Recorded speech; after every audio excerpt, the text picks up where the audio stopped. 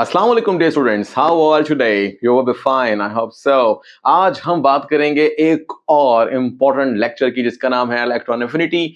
जो लोग पढ़ रहे हैं उनको तो हमारा क्राइटेरिया पता है, और जो नए ज्वाइन कर रहे हैं उनके लिए हम उनको पहले वेलकम करते हैं high achievers chemistry batch 2025 for the class 11।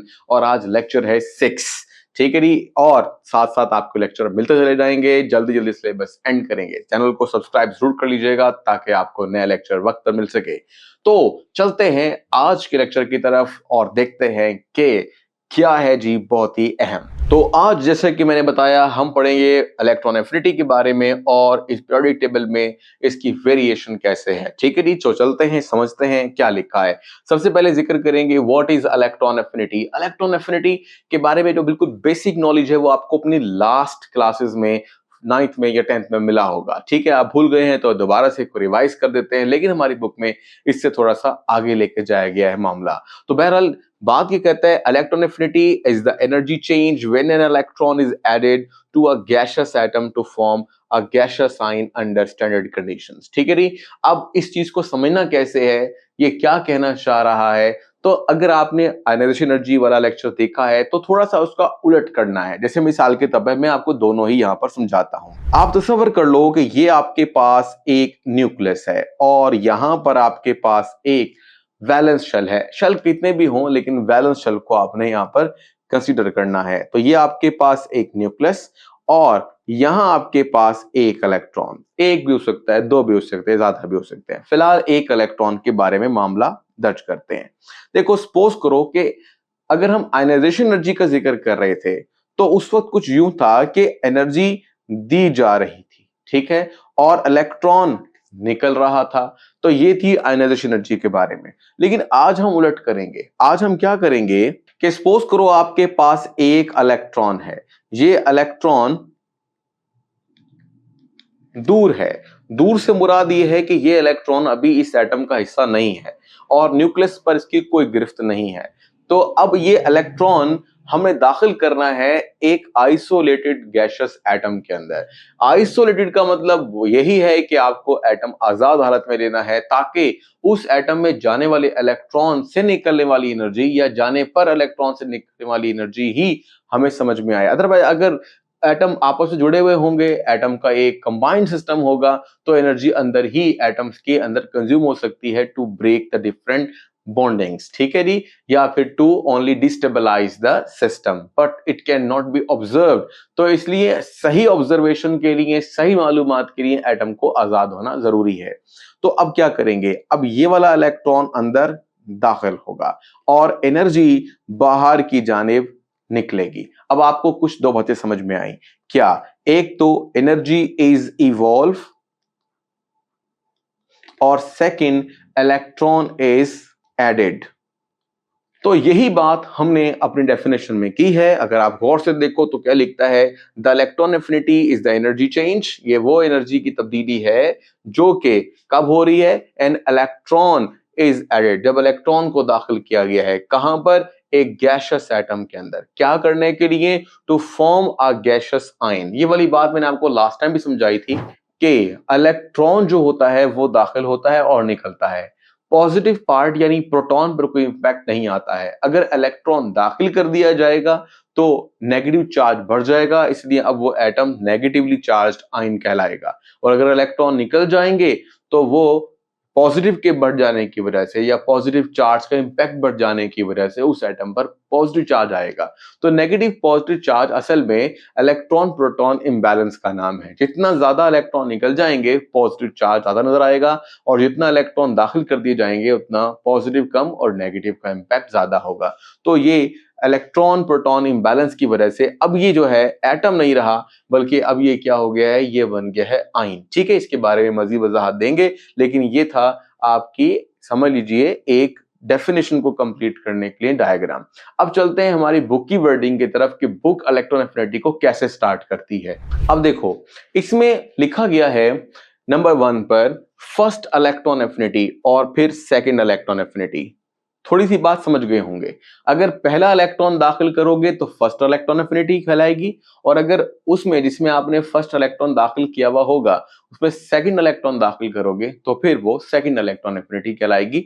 और यानी इलेक्ट्रॉन एफिनिटी कोई प्रोसेस नहीं है, it is a change in energy या चेंज इन एंथैल्पी। सही है, यानी किसी भी रिएक्शंस के होने के दौरान, क्योंकि देखो खुद ब खुद इलेक्ट्रॉन दाखिल होकर नहीं बैठ जाते, बल्कि दो एटम जब करीब आते हैं तो डिसीजन होता है, कोई इलेक्ट्रॉन देता है कोई इलेक्ट्रॉन ले लेता है। इस तरह इलेक्ट्रॉन लेने और देने के बाद चार्ज आता है और वो एक कंपाउंड की फॉर्म में रहते हैं, यानी बॉन्ड बनाते हुए ये ऐसा करते हैं अपने आप को स्टेबल करने के लिए। तो यहां पर आपने यही बात करनी है कि इलेक्ट्रॉन एफिनिटी जो है वो इलेक्ट्रॉन्स को मतलब दाखिल करते हैं एटम में, और एटम स्टेबलाइज होता है और फिर बॉन्ड बनाता है। फिलहाल अभी हम बॉन्डिंग की तरफ नहीं जा रहे हैं, अभी हम जस्ट उस जो एंथैल्पी चेंज है, जो रिएक्शन के दौरान एक हीट चेंज आ रहा है, उसको हम समझ रहे हैं in terms of electron affinity. तो लिखता है द फर्स्ट इलेक्ट्रॉन एफिनिटी। अच्छा, यहां पर मैंने आपको लास्ट टाइम भी बताया था, मैं फिर बता देता हूं कि ये जो आपके पास एक हिस्सा है इसको थोड़ा सा जरा ऐसे लिखिएगा, del H enthalpy change. Nought का मतलब क्या होगा, स्टैंडर्ड एंथैल्पी चेंज या स्टैंडर्ड एंथैल्पी भी कहते हैं काफी है।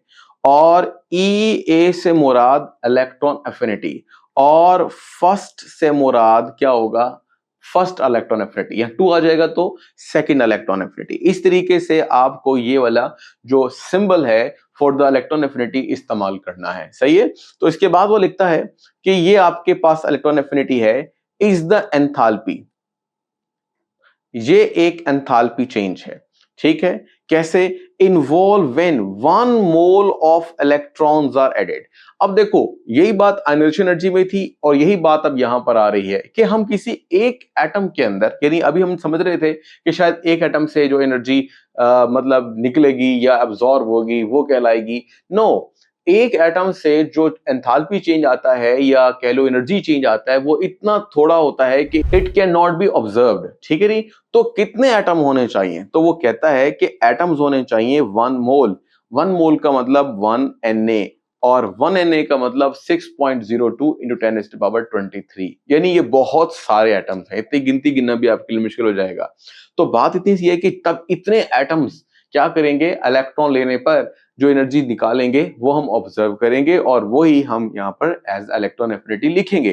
तो लिखता है 1 mole of electrons are added to 1 mole of gaseous atom to form 1 mole gaseous ion. जाहिर सी बात है, अगर 1 मोल एटम्स होंगे और वो 1 मोल इलेक्ट्रॉन्स गेन करेंगे तो वो सब के सब एक नेगेटिव चार्ज रखने वाले यानी यूनी नेगेटिव आयन बन जाएंगे।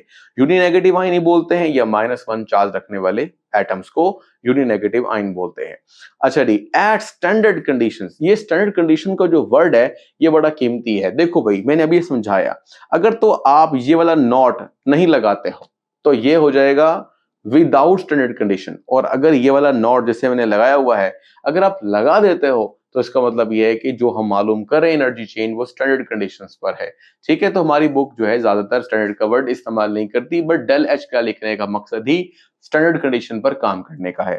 फिर आगे लिखता है, एक एग्जांपल दे रहा है कि आपके पास एक क्लोरीन गैसियस एटम था, उसमें आपने एक इलेक्ट्रॉन दाखिल कर दिया और दाखिल करने के बाद वो बन गया क्लोराइड आयन। ठीक है जी, तो इस वक्त हम कहेंगे डेल एच इलेक्ट्रॉन एफिनिटी या फर्स्ट इलेक्ट्रॉन एफिनिटी। यहाँ पे आप अगर चाहो तो स्टैंडर्ड का वर्ड भी इस्तेमाल कर सकते हो, क्योंकि हमारे पास जितनी भी इस वक्त वैल्यूज होंगी वो स्टैंडर्ड कंडीशंस पर ही हैं। जब आप स्टैंडर्ड कंडीशंस को चेंज करते हैं तो वैल्यू चेंज भी हो सकती है। हमारी बुक इसको इतना ज्यादा ख्याल नहीं कर रही है, लेकिन आपको समझा दिया है कि भाई नॉट का या जो सर्कल है जो छोटा सा लगाते हैं इसका फायदा क्या है। ठीक है, और ये क्या प्रेजेंट करता है। अच्छा, अब चलते हैं मजीद आगे, और ये एनर्जी थी 348.8। 348.8 को आपने ऐसे ही तस्वर करना है, और क्यों कह रहा हूं, क्योंकि इसके साथ एक नेगेटिव साइन भी है। जो नेगेटिव साइन है वो जस्ट ये इंडिकेट करेगा कि दैट एनर्जी इज इवॉल्विंग, ये एनर्जी निकल रही है। दैट्स वाई हम बोलेंगे कि ये नेगेटिव है, लेकिन ये नेगेटिव उस वैल्यू को छोटा नहीं बनाता, यानी वैल्यू अपन जगह पर ऐसे रहेगी। जैसे अगर मैं आपसे कहूं कि -3 और -4 में से बड़ा कौन सा है, तो शायद आपका जवाब मुख्तलिफ हो सकता है, लेकिन मैं कहूंगा कि -3 और -4 में इलेक्ट्रॉन एफिनिटी अगर ली जाए तो 4 3 से बड़ा है और माइनस तो जस्ट ये बता रहा है कि एनर्जी निकल रही है, ठीक है जी। तो माइनस का मतलब वैल्यू के साथ नहीं है, बल्कि just it is indicating that this kind of energy is releasing, ठीक है, इवॉल्विंग। अच्छा जी, नेक्स्ट पे चलते हैं। This release is energy which is why the first electron affinity is negative. अब यहां पर सवाल ही पैदा होता है कि क्या इलेक्ट्रॉन एफिनिटी हमेशा ही नेगेटिव होती है? तो जवाब है नहीं, हमेशा नेगेटिव नहीं होती, बल्कि ये पॉजिटिव भी हो सकती है। हाँ, बट ये बात दुरुस्त है कि फर्स्ट इलेक्ट्रॉन एफिनिटी आपको नेगेटिव ही मिलेगी। सही है जी। तो अब आते हैं सेकंड इलेक्ट्रॉन एफिनिटी पर। तो सेकंड इलेक्ट्रॉन एफिनिटी क्या कहती है? द अमाउंट ऑफ एनर्जी, ये वो अमाउंट ऑफ एनर्जी है, the amount of energy, the amount of energy required to add electron in कहां पर? 1 मोल यूनिनेगेटिव आयन। जो आपने 1 मोल पहले एक माइनस चार्ज वाले बनाए थे आयन, उसी में ही इलेक्ट्रॉन आपने दाखिल करने हैं, ठीक है जी। तो आगे लिखता है to form 1 mole gaseous 2 negative ion. अब जाहिर सी बात है, जिसको एक इलेक्ट्रॉन दिया था पहले -1 चार्ज था, और अब उसको एक इलेक्ट्रॉन आपने और दे दिया, तो उस पर चार्ज अब बढ़ गया है, 2 नेगेटिव हो गया है अंडर स्टैंडर्ड कंडीशंस, ठीक है जी। स्टैंडर्ड का वर्ड यहां पे लिखने का मकसद ये है कि वो बता रहा है कि इस कंडीशन पर दी गई वैल्यूज हैं ये, जो आपको यहां पर दिखाई जाती हैं। तो यहां पे देखो दोबारा, अगर ऑक्सीजन का इलेक्ट्रॉन एफिनिटी फर्स्ट ली जाए तो 141 किलो जूल पर मोल है, जबकि ऑक्सीजन की सेकंड इलेक्ट्रॉन एफिनिटी देखी जाए तो 798 है। अब आपको यहां पर दो बातें समझानी है। वो कैसे? वो ये है कि देखो, फर्स्ट इलेक्ट्रॉन एफिनिटी तो नेगेटिव है, लेकिन सेकंड इलेक्ट्रॉन एफिनिटी क्या है यहां पर? पॉजिटिव है। तो ये क्या है? सेकंड इलेक्ट्रॉन एफिनिटी पॉजिटिव होती है। यस, ये आपका एक शॉर्ट क्वेश्चन भी है कि why the second electron affinity is usually with the positive charge या साइन। तो देखो भाई, यहां पर कुछ लिखता है Majid, this absorbs energy which is positive, यानी कि अब आपको ये इलेक्ट्रॉन एफिनिटी पॉजिटिव देखने को मिली है। Second electron affinity is positive, ठीक है जी। तो नेक्स्ट बात क्या कहती है?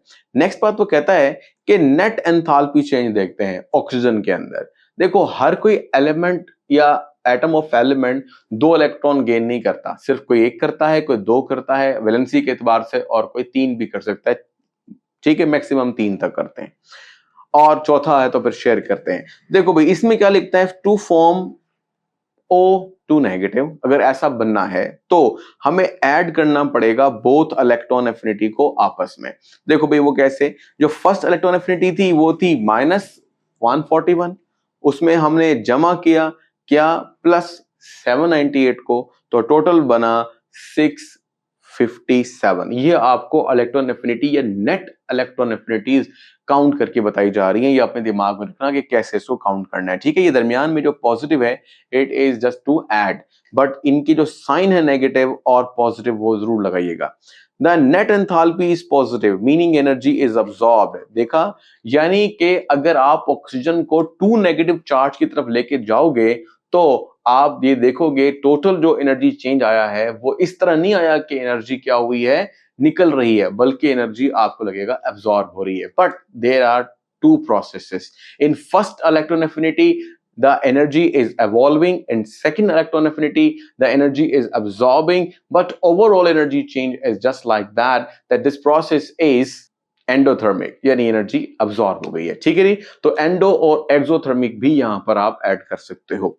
अब चलते हैं फैक्टर्स। अब ये कैसे डिसाइड होता है कि एनर्जी पॉजिटिव होगी नेगेटिव होगी? अच्छा, थोड़ा सा मैं आपको यही सब समझा देता हूं ताकि आपके दिमाग में बात बैठ जाए। देखो, एक बात सुनो, जब एक इलेक्ट्रॉन दाखिल किया जाता है, यहां पे मैं एक फैक्टर ऐड कर रहा हूं, वो हमारी बुक में ऐसा नहीं था, लेकिन मैं ऐड कर देता हूं ताकि आपको समझ आ रहा है। वैकेंसी, वैकेंसी का मतलब है खाली जगह। अगर एटम एक इलेक्ट्रॉन वसूल कर पा रहा है तो उसका मतलब यह है कि उसके अंदर खाली जगह है, वैकेंसी है। लेकिन जैसे ही वो वैकेंसी फिल होती है फर्स्ट इलेक्ट्रॉन के लेने के बाद, तो सेकंड इलेक्ट्रॉन जब एंटर करेगा तो फिर क्या होगा? अब उतनी वैकेंसी नहीं है या वैकेंसी है ही नहीं है। अब क्या करना होगा? अब सेकंड इलेक्ट्रॉन दाखिल करने के लिए पहले सिस्टम को डिस्टेबलाइज करने के लिए एनर्जी लेनी पड़ेगी, अब्सॉर्ब करनी पड़ेगी। जब अब्सॉर्ब करेगा वो, तो तब वैकेंसी बनेगी, खाली जगह बनेगी, तब एक और इलेक्ट्रॉन दाखिल होगा। इसका मतलब ये हुआ कि आपको सेकंड इलेक्ट्रॉन दाखिल करने पर हो सकता है इतनी एनर्जी देनी पड़े, या कह लो आयन, यूनिनेगेटिव आयन इतनी एनर्जी अब्सॉर्ब कर ले कि इलेक्ट्रॉन दाखिल करने के बाद अगर वो इमिट भी करे तो ओवरऑल एनर्जी चेंज ऐसा ही लगे कि ज्यादा एनर्जी अब्सॉर्ब हुई है। तो ऐसा ही होता है अक्सर औकात कि जब इलेक्ट्रॉन एक दाखिल कर दिया जाता है और एनर्जी निकल जाती है फर्स्ट इलेक्ट्रॉन एफिनिटी, लेकिन जब सेकंड इलेक्ट्रॉन दाखिल करते हैं तो we have to destabilize the system, the energy is absorbed and this absorbed energy is expressed in terms of positive sign in the second electron affinity। तो ये थोड़ा सा एक हिस्सा था, इसके अलावा भी फैक्टर्स हैं जो जो इन्वॉल्व हैं, इनको हम थोड़ा सा जस्टिफाई करते हैं। हाँ जी, तो फर्स्ट हमारे पास जो फैक्टर है इलेक्ट्रॉन एफिनिटी का, जो उसको इन्फ्लुएंस कर रहा है, असरअंदाज हो रहा है, that is size of atom. अब जो मैंने वैकेंसी बताई उसको इन टर्म्स ऑफ साइज भी देख सकते हो। देखो, छोटे एटम में वैकेंसी कम होती है, छोटे एटम में इलेक्ट्रॉन दाखिल करना डिफिकल्ट होता है। बड़े एटम के अंदर खुले खुले इलेक्ट्रॉन्स होते हैं, दूर तक फैले हुए होते हैं, एक डिस्पर्स्ड सिस्टम में इलेक्ट्रॉन दाखिल करना आसान होता है। इसका मतलब ये हुआ छोटे एटम में ज्यादा एनर्जी एवॉल्व होगी, ठीक है, क्योंकि इलेक्ट्रॉन दाखिल करना मुश्किल है। जब मुश्किल से दाखिल होगा तो एनर्जी भी उसी हिसाब से ही होगी। और जब छोटे एटम के बाद बड़े एटम की तरफ जाओगे तो इलेक्ट्रॉन दाखिल करना आसान होगा। ईजनेस, आसानी के साथ, जितनी आसानी होगी उतनी एनर्जी कम इवॉल्व होगी। आयनाइजेशन एनर्जी में भी ऐसा था, जितनी आसानी से इलेक्ट्रॉन निकाला जा सकता था उतनी एनर्जी भी कम देनी पड़ती थी। अच्छा, अब सवाल ये आता है कि टॉप टू बॉटम चलते हैं तो साइज तो इंक्रीज करता है, अगर एटॉमिक साइज इंक्रीज करता है तो इलेक्ट्रॉन एफिनिटी भी क्या होगी, डिक्रीज करेगी, बिल्कुल उस तरह से जैसे कि आयनाइजेशन एनर्जी के साथ था। तो बहरहाल हम जरा क्विकली लेके चलते हैं। The smaller atom, for smaller atom the attraction between the nucleus and incoming electron is stronger. यानी इलेक्ट्रॉन क्या होगा, आ जाएगा किसकी तरफ, न्यूक्लियस की तरफ, strengthfully, strongly, therefore electron affinity is greater. अच्छा, यहां पर एक वर्ड और भी ऐड कर लो, यानी अगर आपका पिछला कंसेप्ट है वो भी दुरुस्त है। कभी कभी आपको यूं भी सोचना पड़ता है कि एफिनिटी का एक मतलब है जिसको आप कह सकते हो लफ्जी मतलब है, दैट इज कॉल्ड मोहब्बत, रगबत।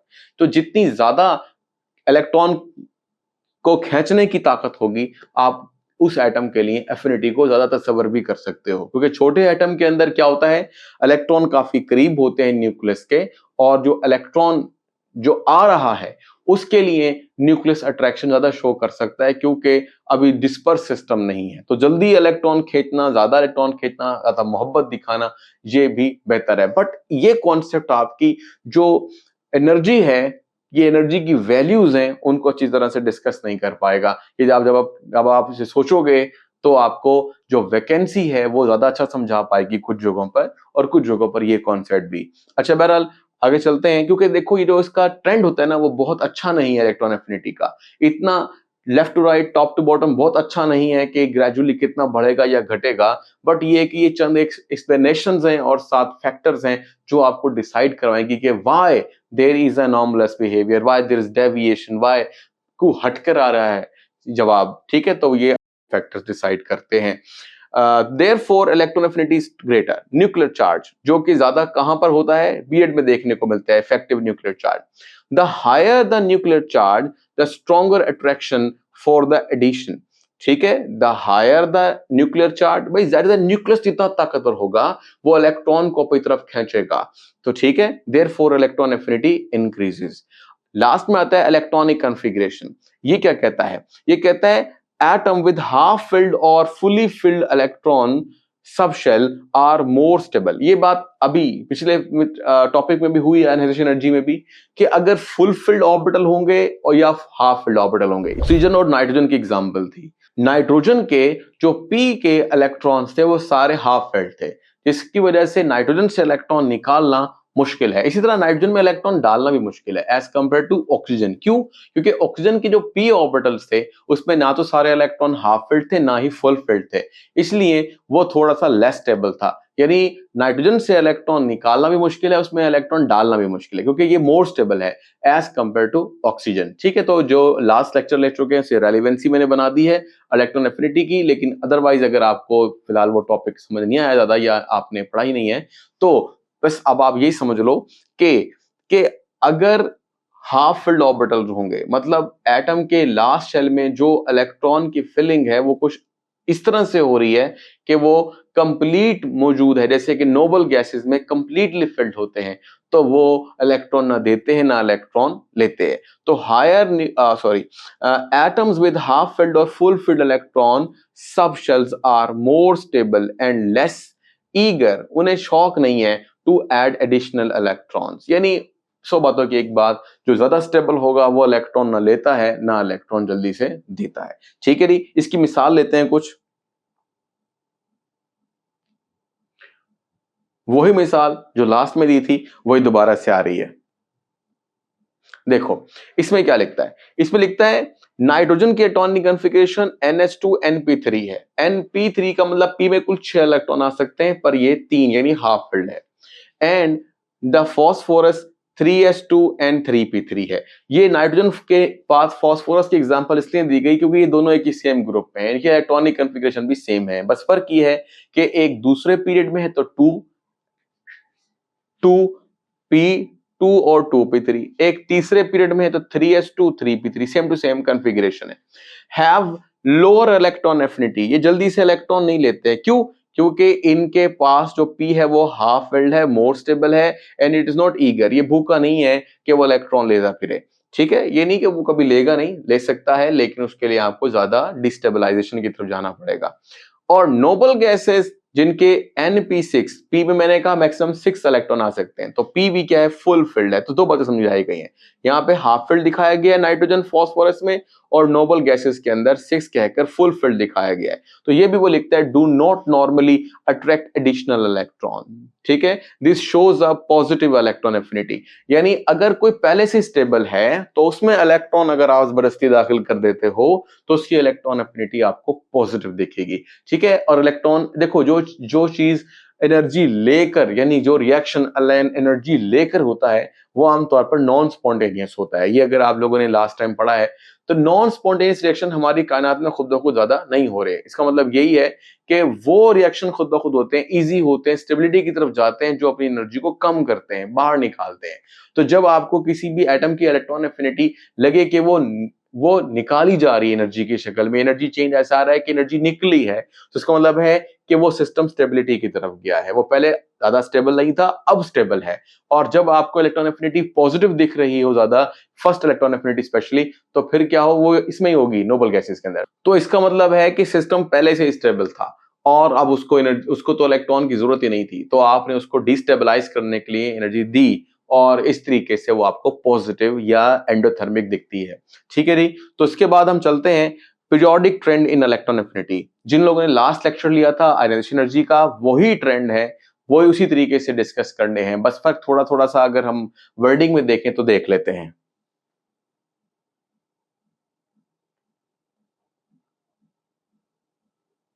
देखो इसमें वो क्या कहता है, इसमें वो कहता है पीरियोडिक ट्रेंड में down the group ionization energy decrease करती टॉप टू बॉटम, इसमें भी ऐसा ही है।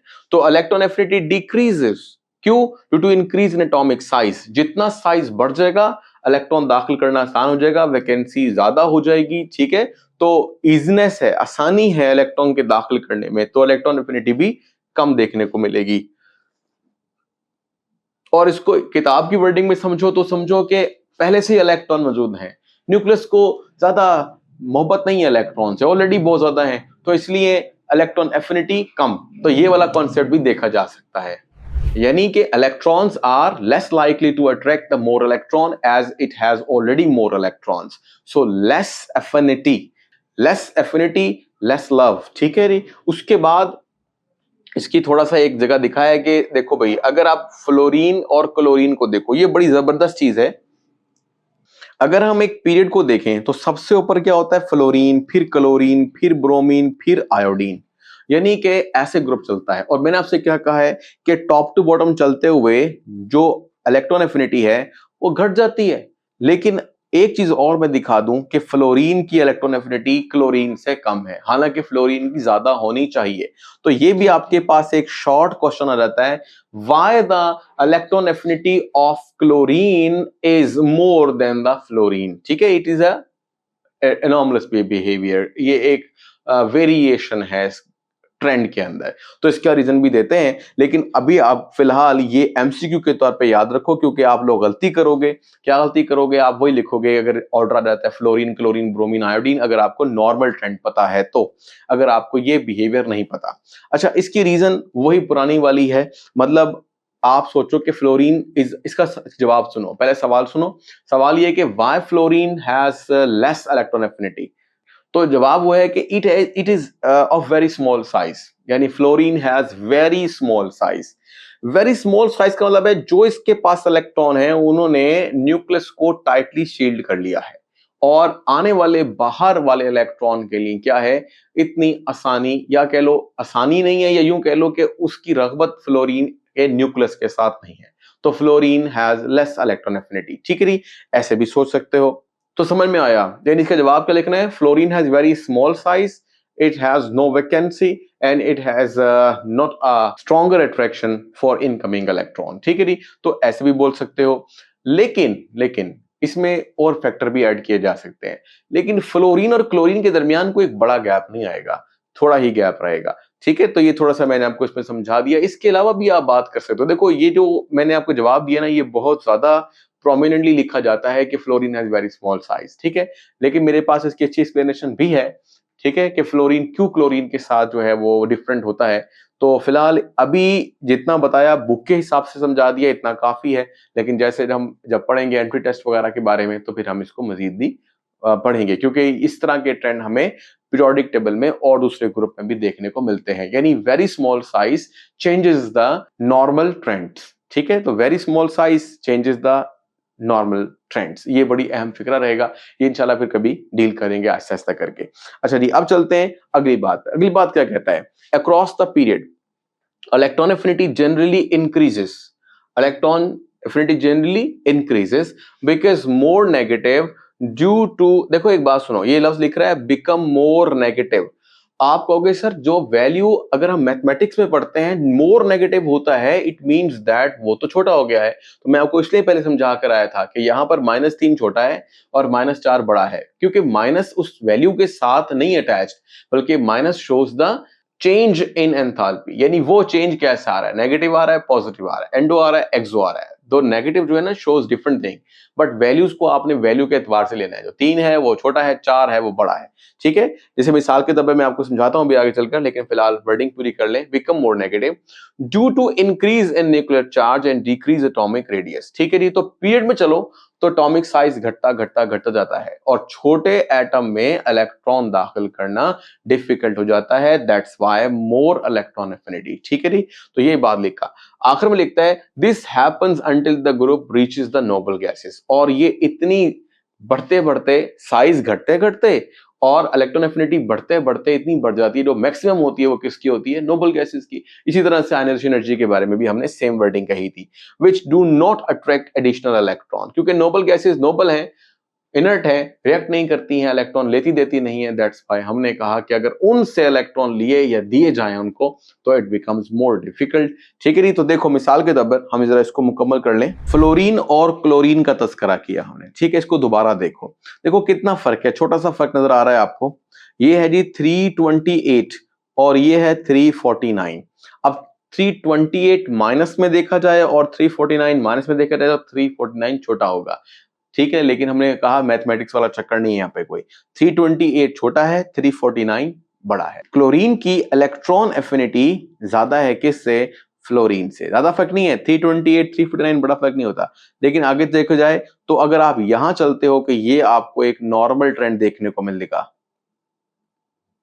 यानी कि 349, 324, 295, 270 डिक्रीजेस। तो top to bottom decreases from chlorine to astatine. ये एक नॉर्मल ट्रेंड के हिसाब से बढ़ा, लेकिन फ्लोरीन को थोड़ा सा हमने अलग कर दिया। ठीक है जी, क्योंकि वो इस ट्रेंड में नहीं आ रहा। Why? Due to very small size.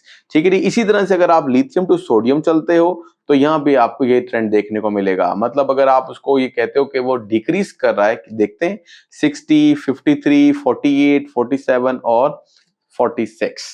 आप ये देख सकते हो कि वाकई में ये कम हो रहा है। नेगेटिव पे ना जाइएगा, but it shows the first electron affinity of the elements. ठीक है जी।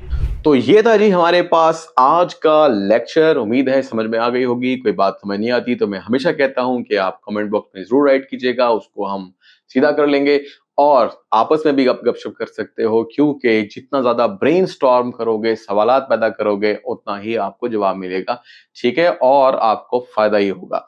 बाकी चैनल को सब्सक्राइब जरूर कर लें, लाइक कर दें, शेयर कर दें अपने दोस्तों के साथ। अब तक के लिए अल्लाह हाफिज, मिलते हैं नेक्स्ट लेक्चर में।